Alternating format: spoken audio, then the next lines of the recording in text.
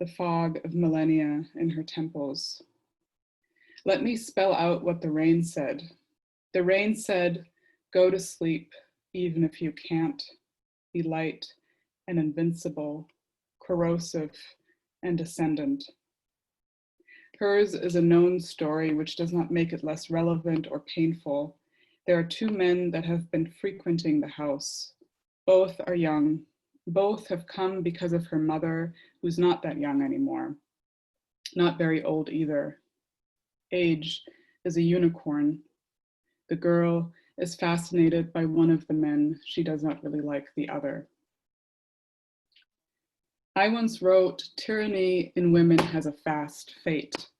I didn't know what I meant, though it made perfect sense, the same sense with which an underground animal, say a mole, might dig itself home, blind and with nothing but its nose and claws to go by, clammy little paws that pick and scurry, swallow a worm here and there, the long way home through the mouth of tyranny.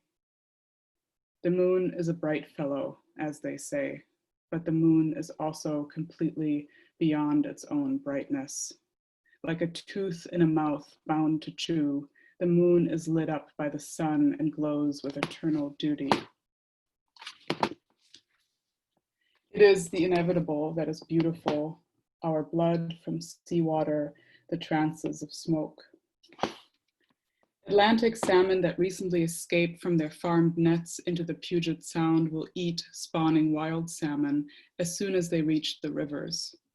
The Atlantic salmon, belligerent and caged, is now coursing the water arteries in order to eat its ancestor, its liberated kin almost extinct.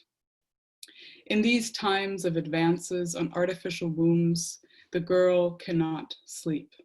Although this is still in her future, her feet drag her there momentarily to this inhospitable potential day of artificial wombs and farmed salmon on the loose. Inside of the house, a magnitude. Be a girl and be surrounded by magnitude. Lift your feet inside of the house of dead girls, all tyrants, all mad as hell. It is said now that we are on the cusp of a new evolutionary pattern that is trying to rise to the surface. All fires lift and sink, replenish inside of a core. The migraine is a letter from the core of the earth. It says nothing legible, but it is hot and damp and quite loving. Have you ever heard of Gessia Gelfman, a Russian Jewish revolutionary, part of the Narodnaya Volya, who plotted the assassination of Tsar Alexander II, and arguably sparked a sequence of devastating Jewish pogroms in Russia? After several failed attempts, Gessia, her lover Nikolai Sablin, and a group of around 40 anarchists succeeded in killing the liberator Tsar the day before Purim. When the police raided her in her lover's apartment, Sablin shot himself. She was sentenced to death by hanging. However, a few hours after the sentence, she made a statement that read, "In view of the sentence I have received, I consider it my moral duty to declare that I'm in the 4th month of pregnancy." Contemporary law forbade execution of pregnant women because the fetus was considered innocent. Her execution was officially postponed until 40 days after giving birth. Gessia had run away from home at age 16 to escape an arranged marriage. She left on the night of her marriage rituals after her head had been shorn, went to Kiev, found employment in a sewing factory, and practiced free love. These are some of the spare facts of her life. After her sentence was adjudicated, she spent the remainder of her pregnancy in the Peter and Paul Fortress prison. Western socialists campaigned on her behalf, and her sentence was eventually communicated to indefinite. She gave one interview while in prison and complained about the lack of medical attention she received. In October 1881, she gave birth to a girl, but suffered a serious birth complication. Her perineum tore. There were rumors that the attending doctor refused to sew the wound. She remained delirious for most of the postnatal period and yet nursed her child until the 25th of January, when the baby was taken away from her and placed into an orphanage. 6 days later, Gesia Gelfman died. Soon after, her infant, Natalia and Anastasia Sablin, passed. Gelfman's Jewish origins were stressed as part of the assassination narrative. A month after her death, a series of pogroms broke out and continued the following years, with more than 20,000 Jews being rounded up in Moscow and innumerable Jewish businesses destroyed. Her first daughter, with Ilya Kagan, would alongside her descendants die in Auschwitz half a century later. Did Gesia Gelfman have migraines? Did she know that her future lineage was to expire in a fate similar to her own, as prisoners and in unspeakable circumstances? What are we to do with these sorrowful remains, the brittle bones of biography in a flooding world? There must be a small leaf crossing the night sky. Inside of the girl's heart, these ruins throb and sail, throb and cannot go to sleep.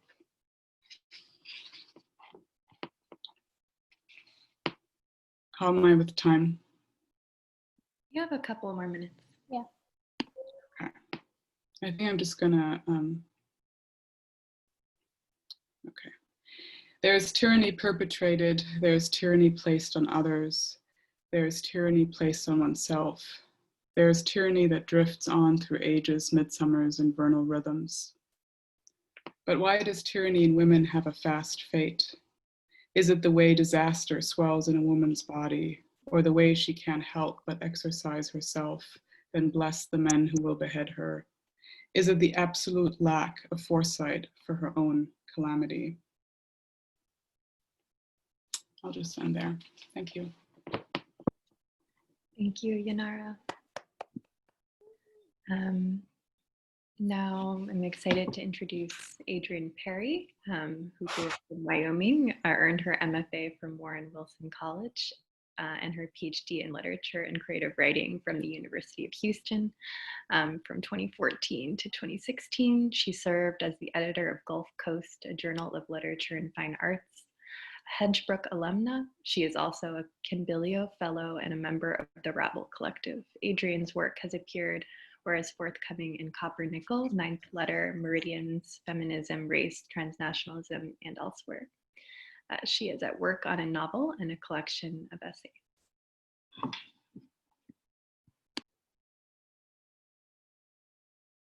Thank you so much. It's so intimate, these Zoom readings. It's like, to hear you reading, Yanara, was so beautiful.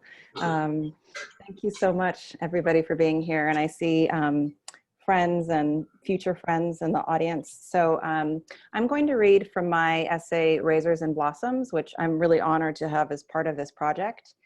And the title for this essay comes from part of a review that Toni Morrison wrote about a collection of work by Michelle Cliff. So Toni Morrison had said about Michelle Cliff's work, it's full of razors, blossoms, and clarity. So I won't describe too much about the essay, except to say that I'm sort of thinking about writing and how to write in a new way.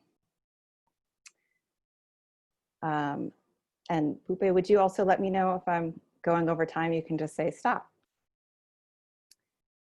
Language is in hiding, just like God, hiding in plain sight. In April 2018, I began a new document. I had recently completed the first phase of a major project, crashing my small skiff against the rocks to do so at the very end, and I was tired of performing the obedient, disobedient writer, though no one had explicitly asked me to act this way. Worn out by the frightened, narcissistic gaze toward myself in the publishing world, ever winking over my shoulder as I laid down the lines, because I could feel a gulf stood between what I had written and how I wanted to write, to treat language. My tiredness and wanting, I also knew, had to do with being a writer who was Black and a woman child in the US. I remember the first and only time I've seen the Grand Canyon. The group of high school students I chaperoned on a trip to Arizona played like baby mountain goats at the edge of the south rim, while I stood feet square on the rock. All desire for talk and attention to responsibility left as I worked to make room inside for the magnitude. Some crust over my mind broke as I looked out, and I could smell burning cedar. The space between what I had finished writing earlier that April and the new way of writing I desired felt vast, like the canyon, and yet more obscure in its dealings with words and how I could be with them. How would I manage the crossing?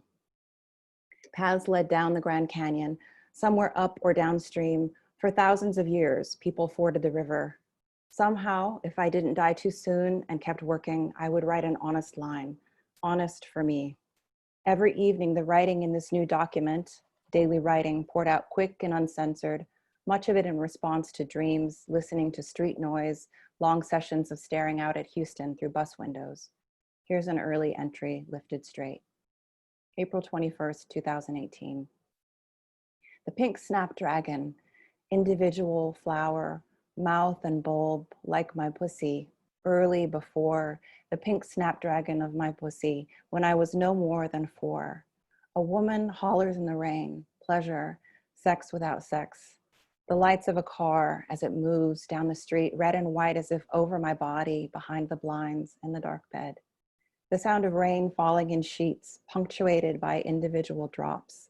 A car door shut, a muffled firecracker, a muffled shot.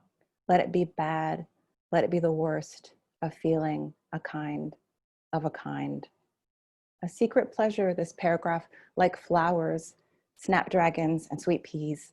Until my early teens, I took my weekly allowance to a flower shop down the street from our home in Cheyenne, Wyoming. In the chaos of an alcoholic home, a clutch of carnations in my bedroom gave me something private and beautiful to behold. I always took my time buying the flowers, wandering into the greenhouse to soak in the smell of drenched soil. When I had very little money, I would buy a few stalks of baby's breath, which the florist wrapped for me in waxy green tissue paper all the same. Or I would cut flowering weeds from our yard, milkweed, creeping bellflower, cutting handsome weeds, placing them in a recycled mayonnaise jar. When writing for myself on the daily, I wrote that way. What does a flower have to do with rage besides everything? Michelle Cliff's prefaces to the collections If I Could Write This in Fire, 2008, and The Land of Look Behind, 1985, bear the same title, Journey into Speech. Though 2 decades and some edits stand between the prefaces, they are essentially twins. In them, Cliff describes the transit that occurred when her relationship to language underwent a revolution brought on by her engagement with the feminist movement and with herself as subject. A self-described Afro-Saxon and light-skinned colonial girl child, Cliff had the language of the academy alongside Anglocentrism and white supremacy of the Queen's English drilled into her, with the result, in her words, quote, I could speak fluently, but I could not reveal.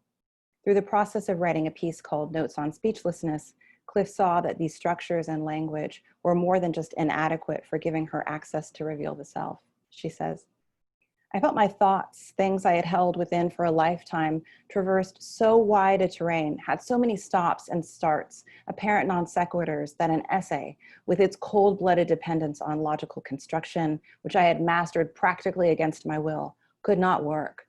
My subject could not respond to that form, which would have contradicted the idea of speechlessness. This tender approach to myself within the confines and interruptions of a 40-hour-a-week job and a history of forced fluency was the beginning of a journey into speech. As her relationship to self and language transformed, she was, quote, able to clearly envision Nanny, the leader of a group of guerrilla fighters known as the Windward Maroons, as she described, an old Black woman naked except for the necklace made from the teeth of white men. Nanny was not a symbol for Cliff, and perhaps she wouldn't have been, Nanny was not a symbol for Cliff. She did not watch Nanny from a position of estranged voyeurism or out of a need for juxtaposition to create her thing. Cliff was aware of her privileges, skin color, class, education, and talked about them. No, Michelle joined Nanny to get shit done, and to do so in an emerging, honest, and fragmented language born of reclaimed forms of style and expression handed down from Afro-Caribbean and indigenous storytelling traditions. In Cliff's novels and in her essays, patois and the King's English combine into a hybrid form that both mirrors split consciousness and, quote, mixes in the forms taught us by the oppressor, undermining his language and co-opting his style and turning it to our purpose. In other words, language of mixedness, subversion, and fragmentation, intent on getting out. Nanny makes me smile. That Cliff wrote about her makes me happy. As a light-skinned girl child raised in the Rocky Mountain West during the Reagan years, I might seem estranged from writers like Cliff, yet I make a home with her. She knows that a distrust of language grows and grows out of anger, and ghosts arise. When the Black girl child writer feels she's losing her mind, she just might be regaining it. In my late teens, I feared the ability to speak, to think. My beloved Aunt Claudia's mind, Claudia herself, had recently disappeared by degrees, her decline marked by fewer words, less sense, altered sass. Initially, I was convinced my loss of language was just the top of a water slide ending in the same wordless gray pool that seemed to have drowned my auntie. That did not happen. What was happening? I was living in France, reading Toni Morrison and James Baldwin for the first time, attempting to recreate in words my feelings of loneliness and liberation. Nothing would hold, and it was good. 2 decades later, this fraying between language and mind has reoccurred, frequently enough for me to spot it walking toward me down the road of my life. In Provincetown, eating a turkey sandwich with my nephew, why can't I talk right? In a bus at a Wheeler Transit Center in Houston, I saw an Alzheimer's awareness sign. In it, a middle-aged woman held a placard with the words she knew but could no longer place. That's me, I thought for a few weeks, until I realized so far my speechlessness precedes a purge born of tender fury. Cliff's love for Nanny, I recall, emerged in tandem with the same. So I'm skipping over a little bit here to talk about who is that figure in my mind, and then I'll end. Virginia Perry, my father's mother, that's my guerrilla fighter. Born in the Deep South, a migrant to Southern California, I see her pressing hair in her Riverside kitchen at the sink, mother of 6, checked herself into the mental hospital so she could get some rest, or so the story goes. When I think of her, I think of Lucille Clifton. Won't you celebrate with me what I have shaped into a kind of life? I had no model, born in Babylon, both non-white and woman. What did I see to be except myself? When I search for Virginia Perry's birth and death records, nothing comes up, no paper, no words. She had cancer, but my people tell me she died of a broken heart. When she comes to me, she cleans suds off a razor and closes it up tight before handing it over. Thank you so much.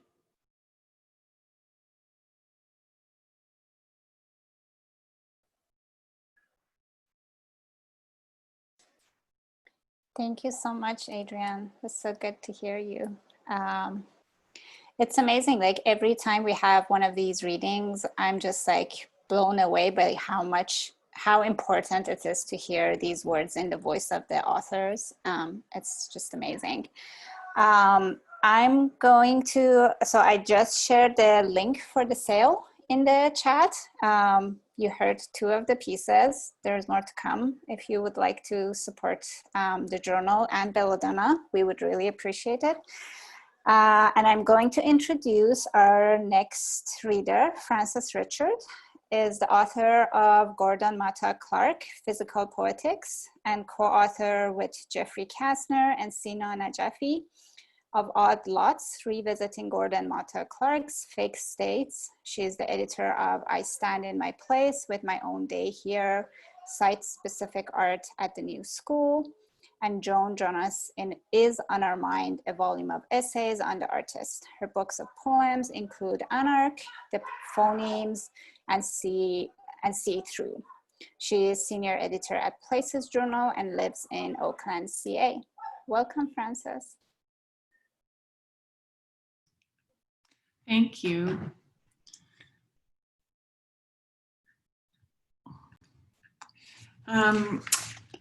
Thanks all Belladonna folks and Matters of Feminist Practice folks and audience folks for being here.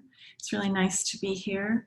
I'm going to read a little bit from my piece in the language section of the journal. This is called Does This Begin Anywhere? Some Issues in Language as Feminist Practice. And I too am going to jump around a little bit When I mention Duriel in this section, I'm talking about the writer whom I imagine a lot of you know, but I don't think she's with us, Duriel Harris. And the character of Duriel's that I'm talking about is named Sarah. Part of my essay explains this, but not the part that I'm reading, so I'm just telling you. Sarah's ghost features in Harris's ongoing one-woman show Thingification, while Sarah's living self or imagination features in Harris's book Amnesiac Poems. Also, that when I mention Maurice, I'm talking about the critic Maurice Berger, who died in March. This was written in the spring of 2018. Thinking of Duriel's performance in which she imagined a Black woman cooking in a slaveholder's kitchen, adding ground glass to the meal.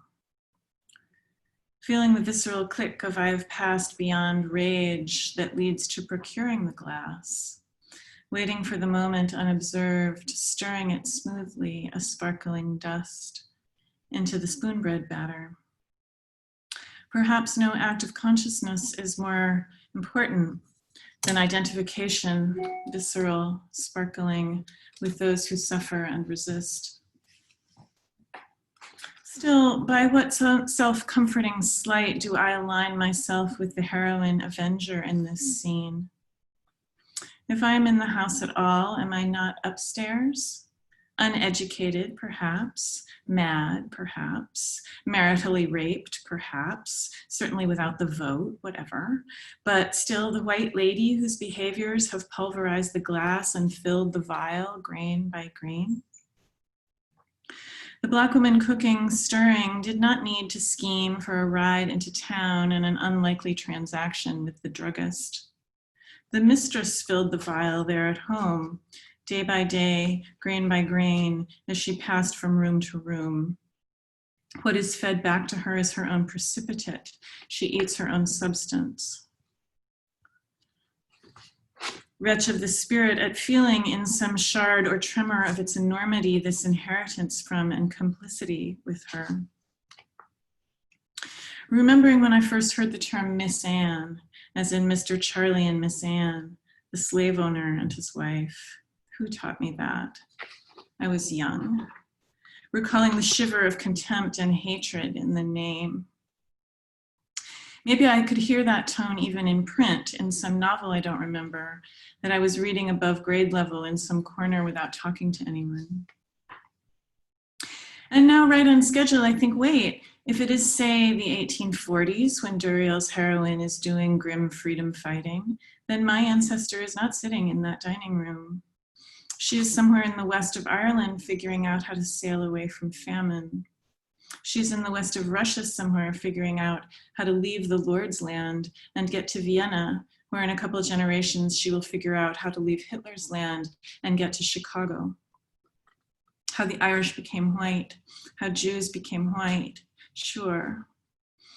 But I repeat, by what self-confirming sleight can I remove myself so completely from the terrifying history named Miss Scarlet Daisy Ann? The sickly violence named Miss Scarlet, which is active right now in the world I live in as Barbecue Becky and Permit Patty and Ivanka Trump and Sarah Huckabee Sanders. I realize, sadly, how dated this list seems now, but there's plenty of other Amy Coopers to plug into that list. And the 53% of white women who voted for Donald Trump in 2016. White Lies, Race and the Myth of Whiteness by Maurice Berger ends with this sentence: I will always be watching myself. Language is the means by which I watch myself. Barbecue Becky and Permit Patty are my problem. I am watching myself watch them. I am staring at their sickly, violent behavior and can't understand it, but I can't conjure myself away from what they did. If a white woman like me doesn't try to deal with white women like them, who will? They are my problem. I don't know how to deal with this problem that I have. Still, if I believe that language is an act, and I do, yes, though really, we should pause to try to understand what an act is. then what lies in my power has to do, at least in part, with how I use language.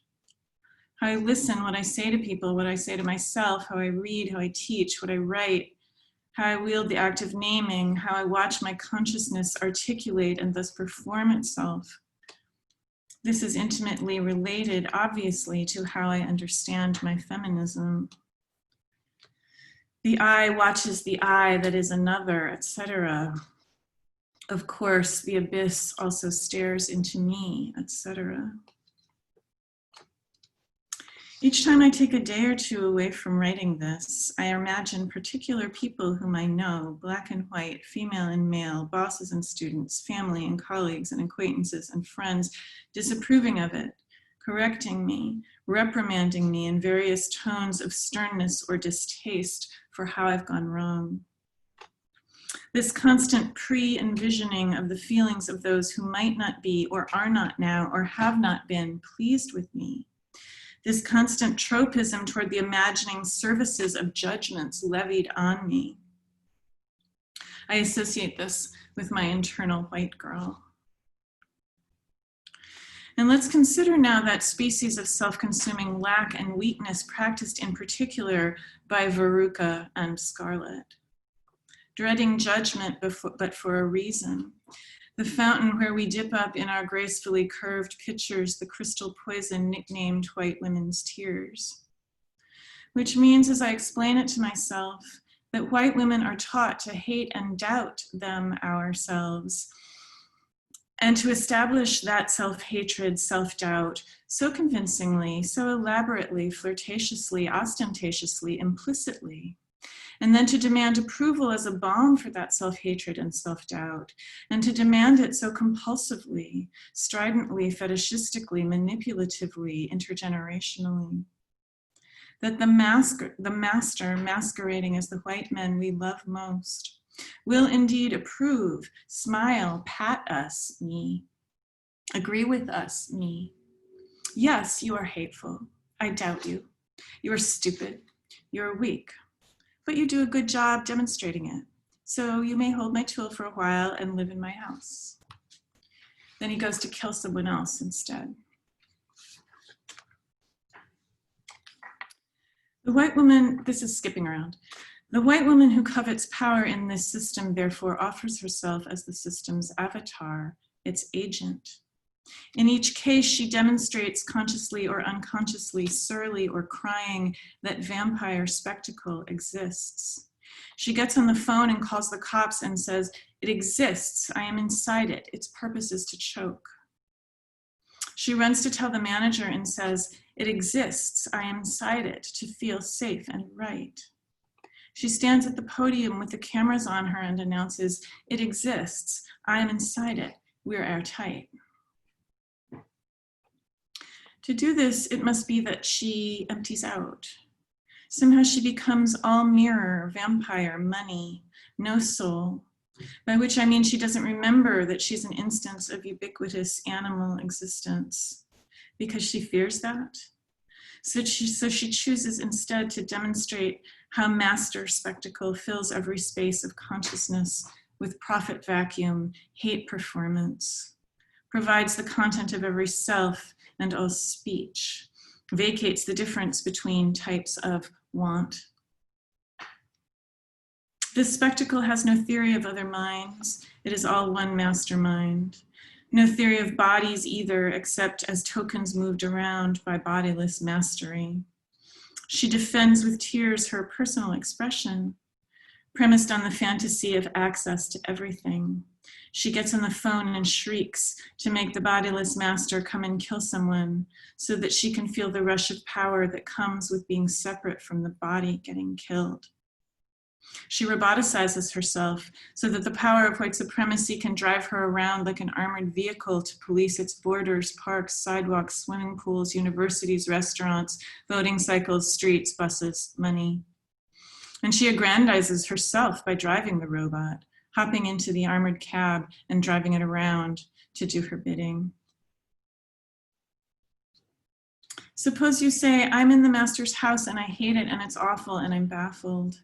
If that's all you can say, what good is it? Let's say that we, some Americans, some feminists, some artists say, no, please, in the tone of spare me your elaborate and time-consuming explanations, but not completely escaping the tone of I beseech.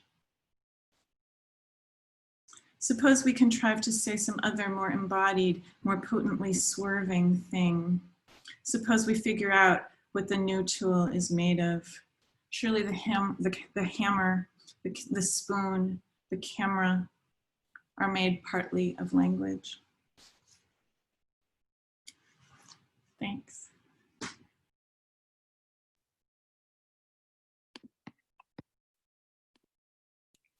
Thank you.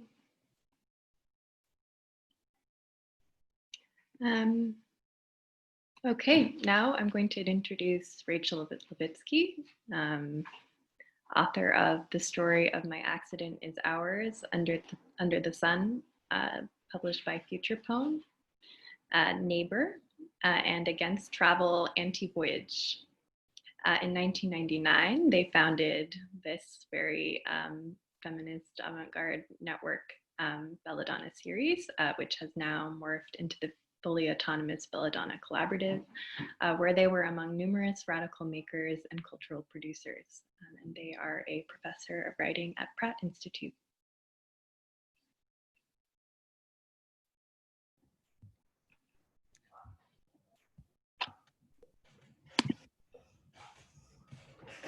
Hi, everyone.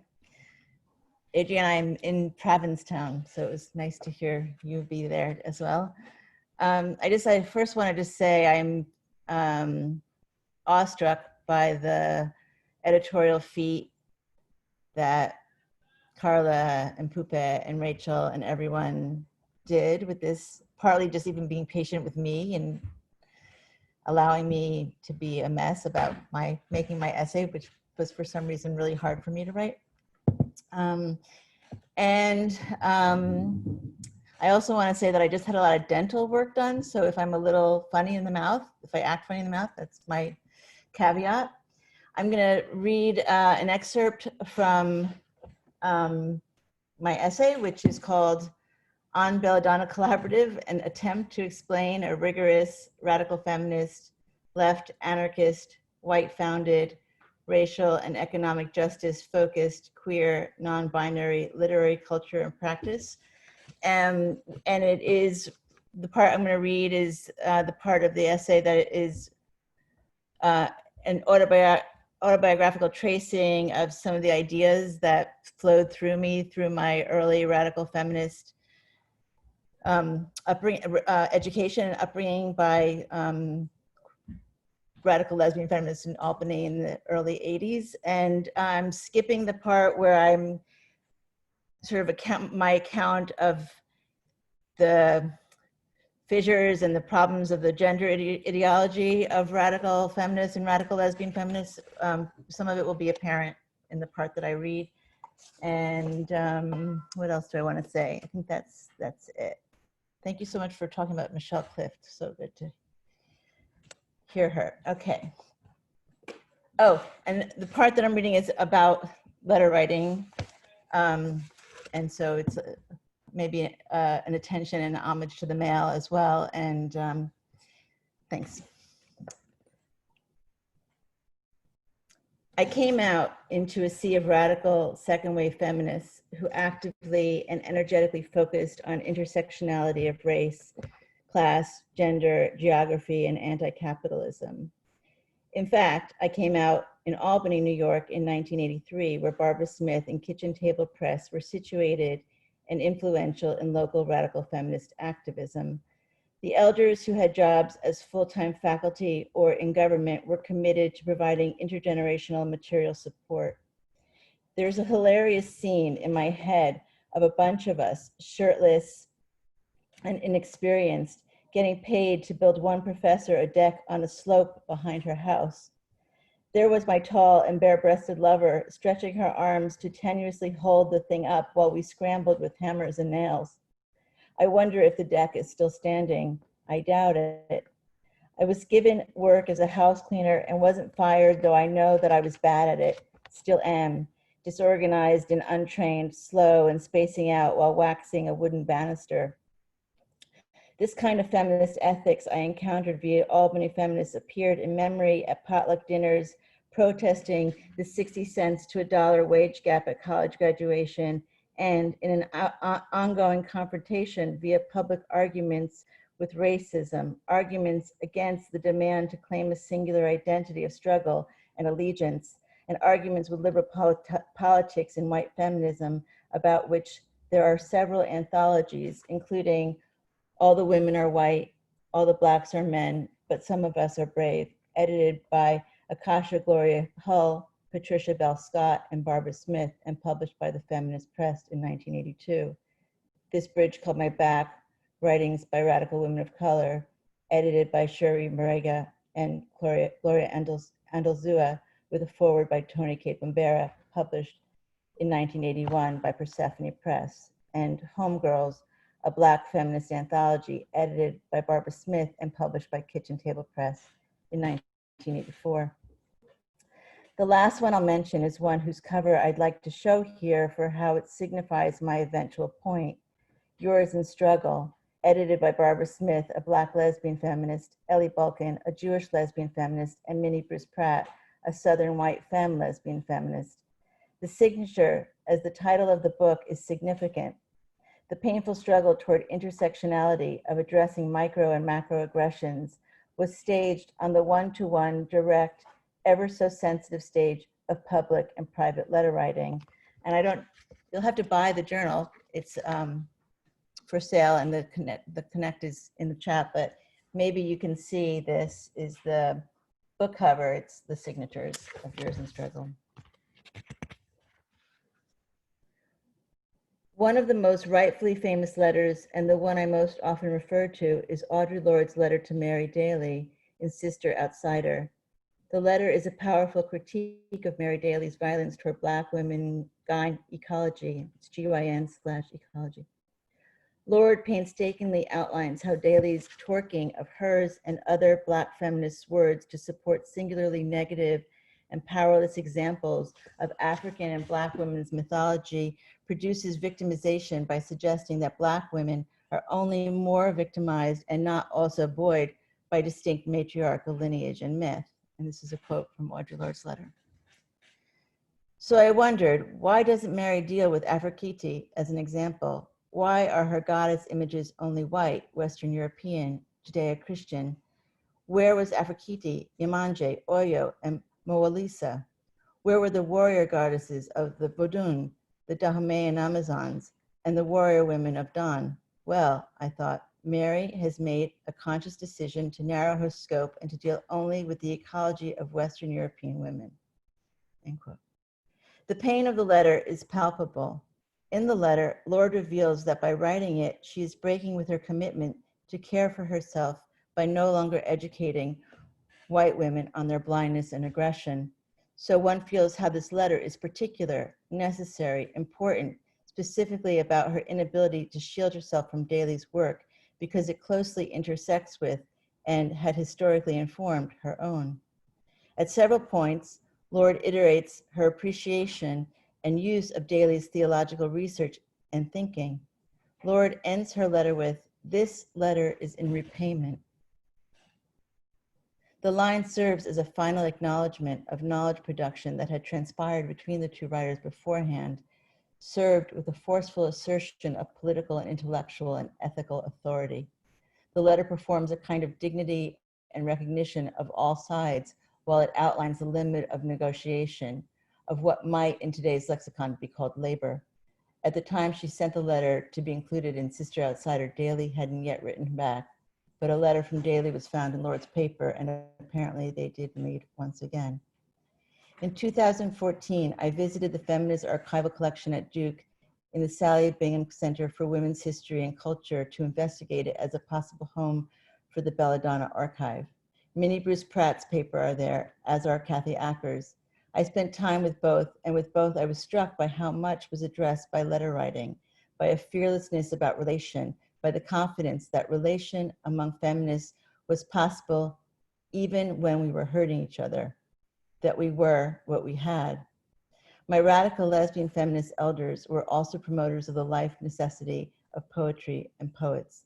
They were the people who turned me on to the poetry that made me a poet, though this happened 10 years later. Judith Federle, whose book, The Resisting Reader, identifies how the masculinist canon emasculates reader, sick. I wrote readers, and she says girl readers, but I say readers. Literally recognized me struggling through my own alienation from myself as a writer, making gobbledygook out of my thinking when I was writing, so that I was writing something incomprehensible. She said, take my expository writing class. It's where everything that was to happen in my somewhat far future begins. It's where I read Audre Lorde zombie, Judy Grant's A Woman is Talking to Death, and the psychoanalysis of Edward the Dyke, Toni Morrison's Sula and Kate Moulet's Sita, among others which have stuck to me. We met and heard everyone writing radical work because our radical feminist teachers knew the radical feminist writers. I am awed that I met Audre Lorde in a small gathering to which Professor Federle invited her to come and talk to us. That day taught me all that I know about the power of love. Thanks, and thanks again to everybody.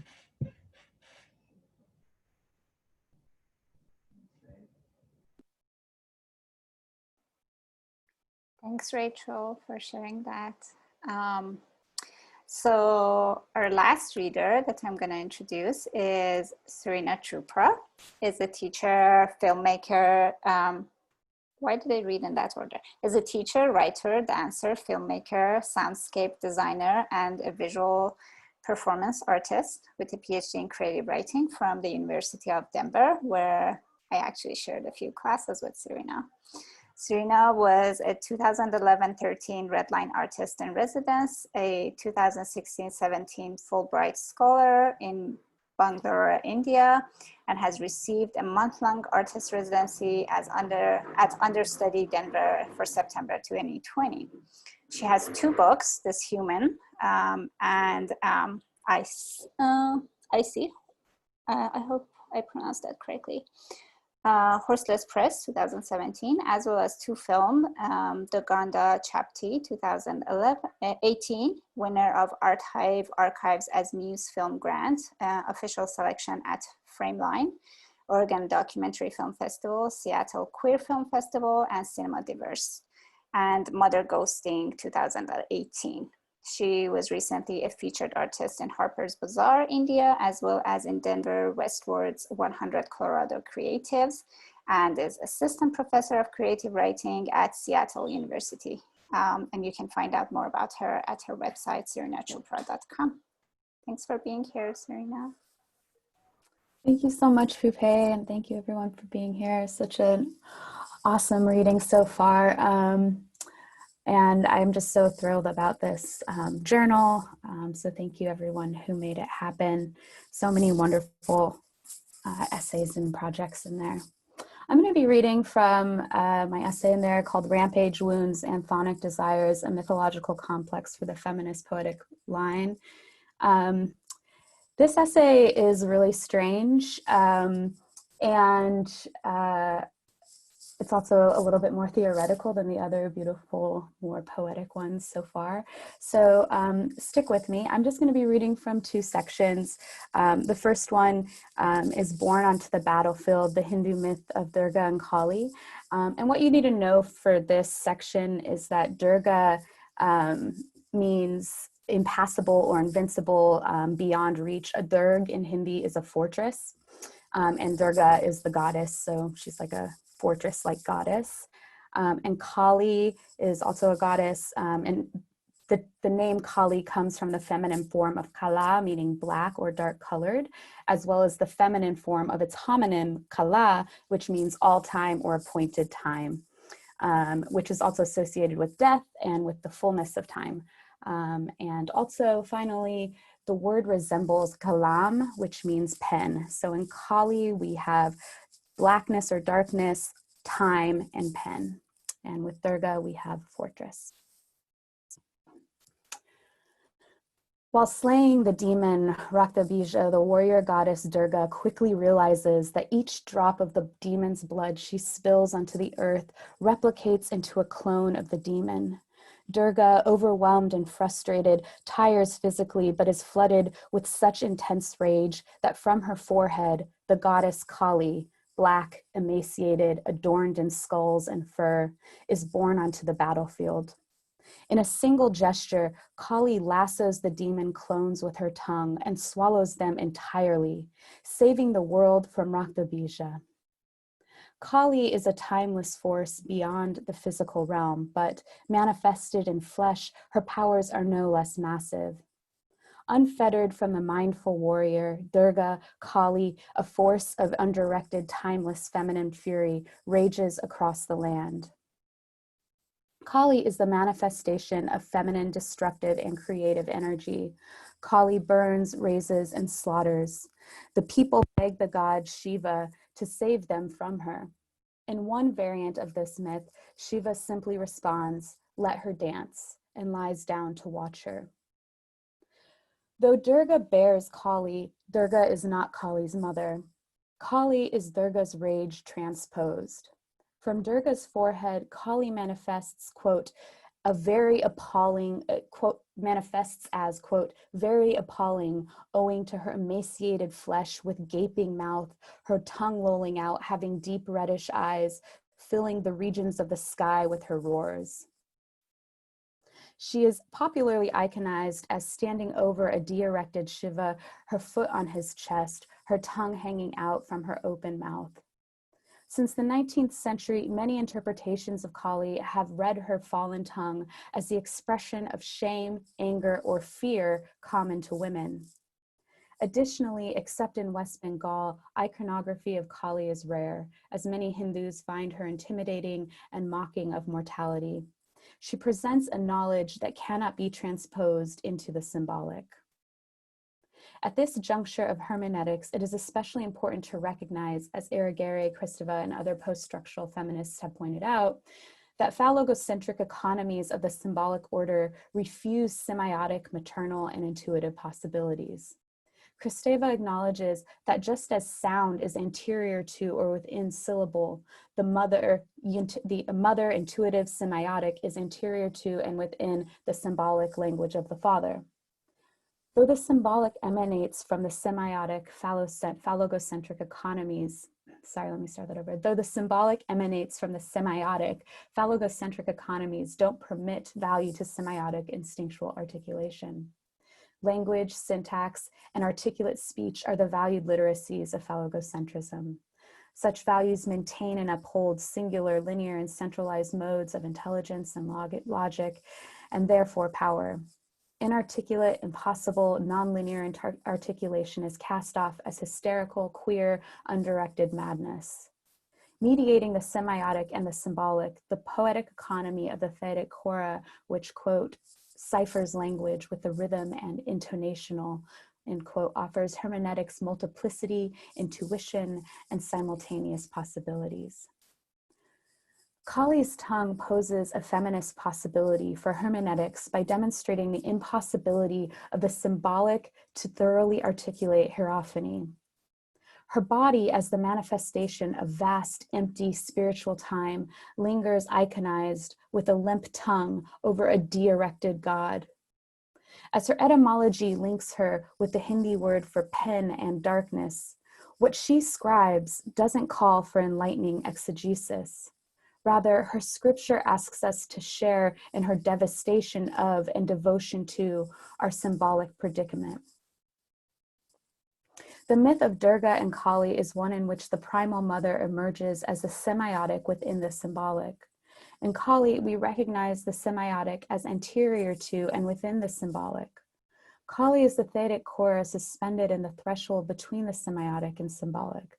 That she is emaciated, she is not often associated with traditional motherly love and nurturing, but is, however, referred to as Kali Ma. As the emaciated mother, Kali begs of us what we cannot provide her. Can we stand limp in the gaping mouth of time, or must we manufacture it symbolic? Bringing the fullness of vast emptiness to flesh in her physical manifestation, Kali brings that which is beyond reach, death and time, to our flesh.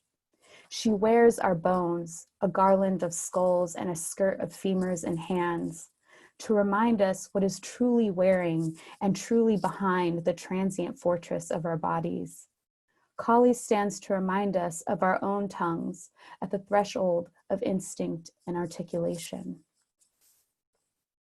And then at this moment, I go into a little bit of history about Demeter and Persephone, but I'm going to skip forward to the following section, which is titled I Am Subtext, I to Wound. So in the previous section between Kali and Durga, there's a section on Demeter, Persephone, and I Am. As Kali meets Shiva at the end of her rampage, Demeter encounters I Am, who relieves her of her grieving.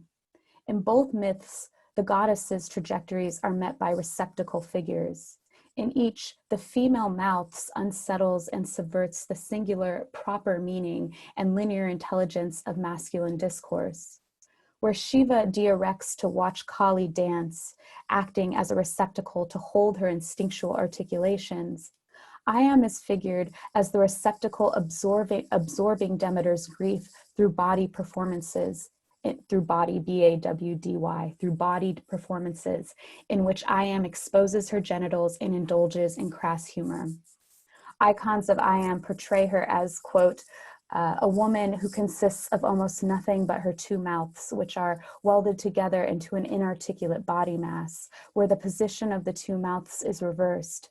The upper mouth for talking is placed as at the bottom of the statue's belly. The lower or genital mouth gapes open on top of the head.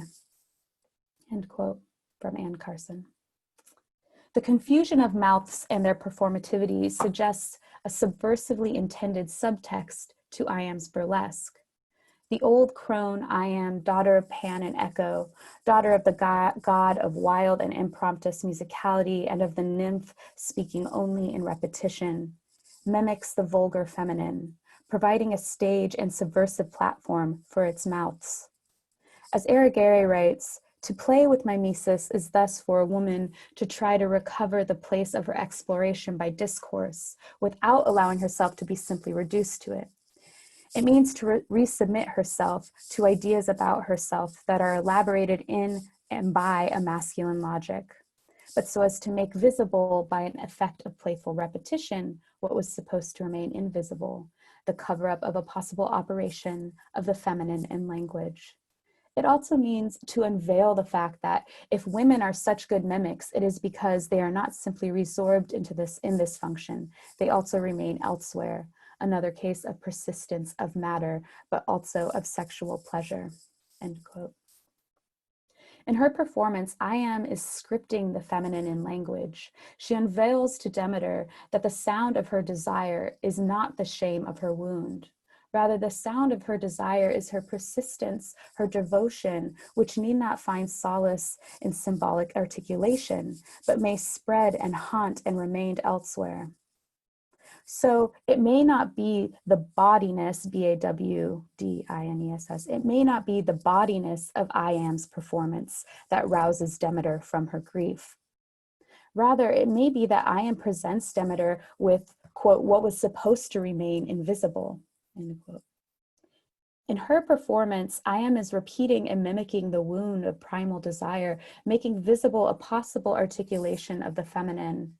Within masculine discourse, I Am subtextually and subversively holds space for and kinship with Demeter's grief by exposing her own vulnerabilities. The power of eye to mouth wound, receptacle to receptacle, and undivided by the proper is the power of feminine devotion. When we can vulnerably share our likely shared wounds, we can bring kinship and empowerment to them rather than bandaging them in victimizing patriarchal discourse. The vulnerability of I Am is illustrated in the way the semiotic haunts beyond the jesting. The vulnerability of I Am is illustrated in the way the semiotic haunts beyond the jesting, all too regular iambic meter. The semiotic instinct of a poem can be sonic, what Levertov calls a non-oral rhyme, wherein images and other poetic complexes constellate beyond the symbolic constructions of the poem. In other words, the semiotic instinct of a poem ghosts the symbolic infrastructures. with her wild caught up in mimesis of masculine discourse of what a poem should infrastructurally croon-like, I Am, as feminist practice, exposes the feminine in language by allowing it to haunt in the subtext. Between the wound and I, the feminist poetic line expands like a ghosting. Elsewhere, and the devotion between them casts a trajectory for mutual comprehension and resonance. Of a similar force in poetry, Levertov writes, "The drone in Indian music is known as the horizon note. This sense of the beat or pulse underlying the whole I think of as the horizon note of the poem." End quote. That I Am is regulated, she is also trembling below and along the horizon of the feminist poem. She holds elsewhere intentionally and subtextually even, exposing herself to the desperate meter, the Demeter of the feminist poetic line. And I'll stop there for now. Thank you so much.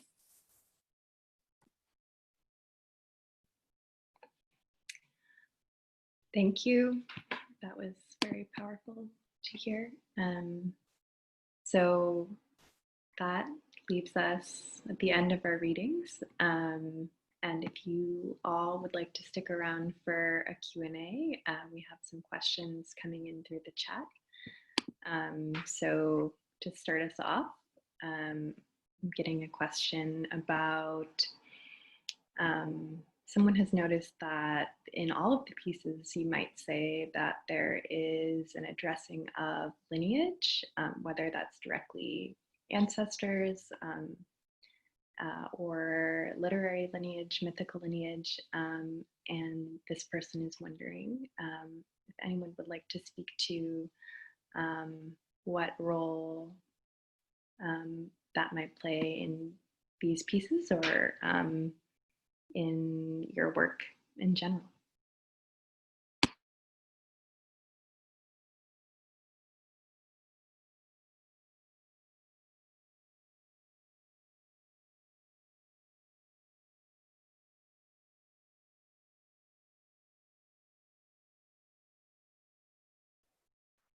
Any of the readers, you can just unmute yourselves and go ahead if you want to say a word.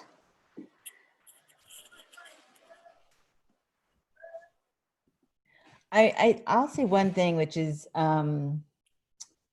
this is such an incredible work, because all of these essays and this observation and this journal, one thing I was thinking about is you would think that it existed, but it doesn't exist. And that is this work that everybody's doing of inscribing that which is always under erasure. Right, we kind of feel like we maybe should have known it or should have heard it, but we hear it and we realize like, oh, it's been actively under erasure once again. So this work of telling and telling. Thanks.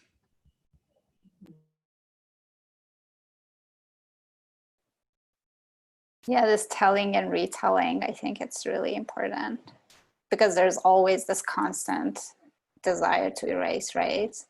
And pretend that none of this existed, right? No ancestors, no lineage, right? And every time we have to start from scratch. I guess I completely feel that. And then there's also a way where I do feel that every time I have to start from scratch, and that lineage is malleable as well. And I'm constantly returning to what I understood my lineage to be in a previous version of myself to see if that is still my lineage and how it's changed, or how I'm changed by acknowledging that that's my lineage, or that it's a parallax view. And I also really feel that in the other readings, and I think that's a real achievement of the journal to call that forth.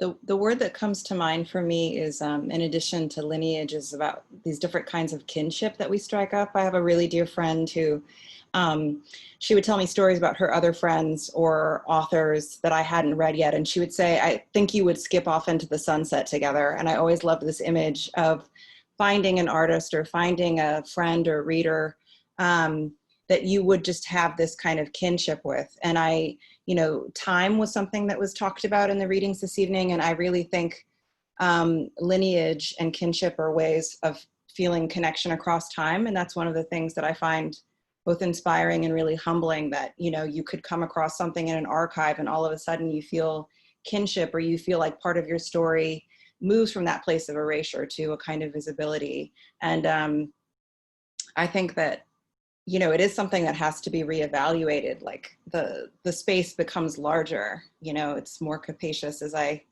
grow and as I learn. I have more people in my family, my intellectual family, my poetic family, than I knew was possible. So.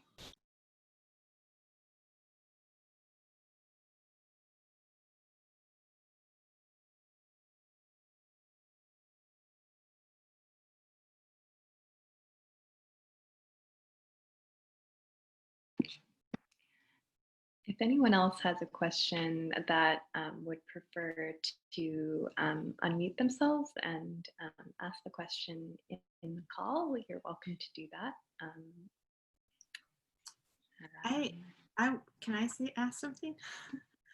Hi, everyone. Thank you so much. These were amazing readings, all of them. And I just love this collection too, this whole project. And I'm struck, as I've been reading them and also listening tonight, the way that the work is sort of moving between this creative and critical space, or like between this kind of like feeling intellect, but also intellectual feeling. And I'd love to just have, I can hear that each of you are thinking and feeling in these, multiple modes. And I'd love to hear more thoughts about that from anyone, from all of you or anyone.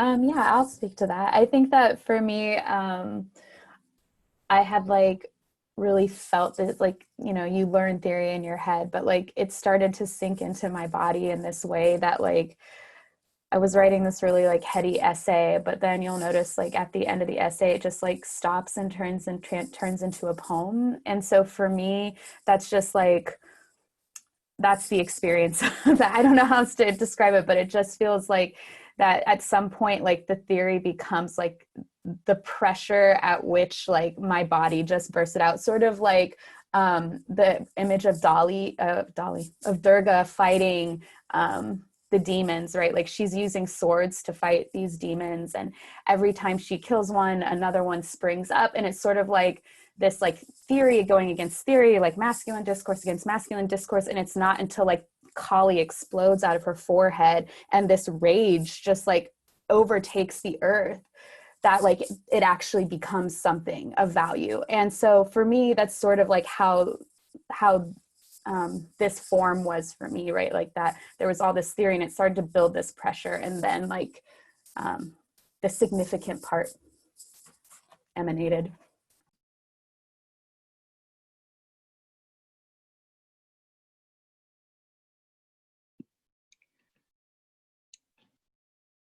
So I have a question.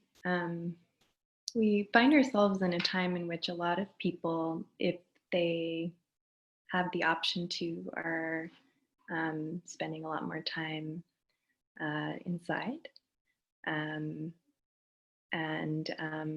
are not, having the kind of interactions that we used to have. And we're also in a moment of political urgency, where action feels like something that a lot of people are thinking about. And I wondered how each of you are engaging theory, and then particularly feminist theory, in this context where there's a certain amount of retreat into the home, but also this question about action.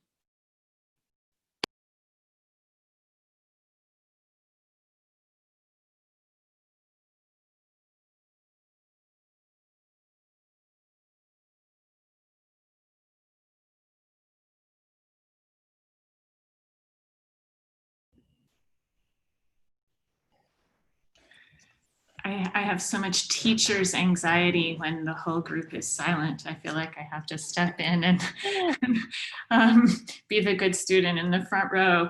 But I also feel like that question, Megan, your question and Teresa's question are kind of similar for me in that intellect and feeling and contemplation and action are feeling, or are, I am thinking of them as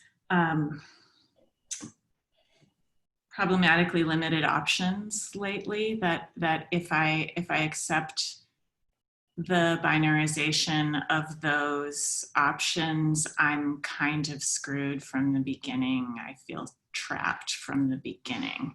Yeah.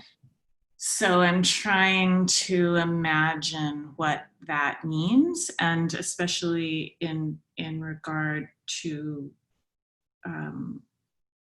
political action that's confusing. I like to think that writing is fighting, but I'm not always convinced that it is. And I think something that I take heart from in these essays is us hearing others grappling with that. And it's also something that I take heart in from the lineage is hearing my mother's generation, my foremother's generation grappling with that. So it's probably a very unsatisfactory answer, but just to echo that, that seems to me in some ways a similar question to the refusal of a split between that which is affective and that which is analytic. If I could just, can everyone hear me? Just add maybe for myself that the trapping feels very real, and also that right now my feeling is like I kind of am stepping outside of all of that, and it feels more like the writing is happening, or the thinking is coming out of a space of breakdown in some ways, and a kind of incoherent, I mean, I'm writing about sleeplessness in sort of the nocturnal spaces, sort of illegibilities, and just this sort of like in-between space of coming up for air and then being completely confused again, and the kind of language that produces. And so I feel like less and less like I have an orientation, or like my mind is oriented in any particular way, and it's just more of a swelling of these things that happens, and then I can kind of maybe go back afterwards and say like, this is maybe some, I don't know, that's just sort of like where, that's my very personal kind of space that I'm in.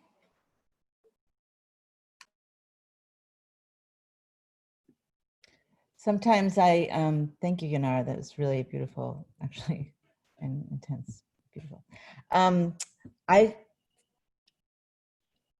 feel all that sort of like confinement and terror, especially, I mean, there's just a lot of terror, but there's also this thing that's happened, which is in this time of being in the same boatness that I keep on getting reminded of, and that somehow has enabled a kind of forgiveness to the limit of my action that has, when it all comes together, enabled me to act.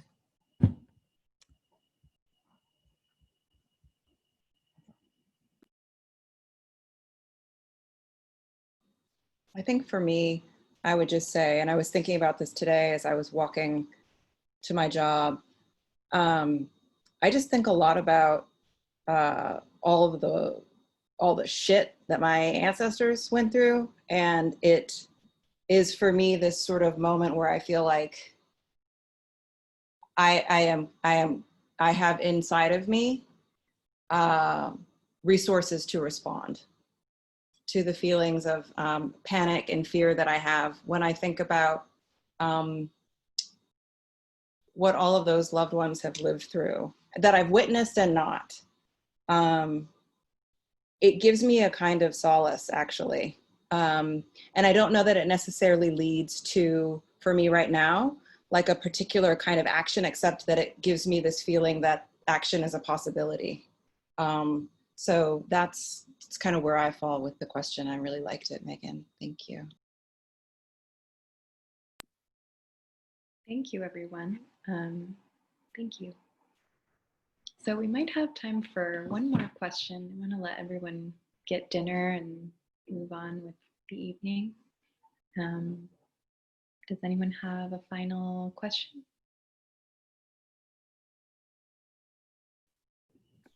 My question is, will you save the notes in the chat? They are definitely saved. But Yeah, I think it would be so lovely to sort of see them again after this. yeah, Sorry. pass them on. Okay. So just a note that sometime next year, I guess we're going to close, but we can continue having this conversation. I think there will be more readings like this to come. And I'm going to turn things over to Poupeh to close. Thank you. Thanks, Megan. Thank you so much, everyone, for reading. I think, like, even as the editor of the journal, like, I feel like every time I read or hear these pieces, I'm just like, I have a moment of like awe where I'm like, oh my God, how did this happen? So I'm really thankful to be in company with all of you. Thanks for being here tonight. And people in the audience, get the journal. These pieces, I feel like one thing that is very important for me in all of the pieces is like both the fact that there is no, like the blurring of the boundaries between like the intellectual and the emotional, the bodily, the mental exploration, but also the creative and the critical. Like all the pieces are like so deeply like based in theory and critical theory, but also like very creative. Like even Serena was reading hers and I was like, can you hear the poetry in this? Like this is not just like a theoretical essay. So thank you all. Thanks for being here. Get the journal, support our next issue, support Belladonna. And I hope we see all of you soon with other readings for Belladonna and also our upcoming issue in a few months. Thank you so much. Thanks, James, for organizing. Thanks, Alma. Thanks, Zoe. And everyone, have a wonderful night.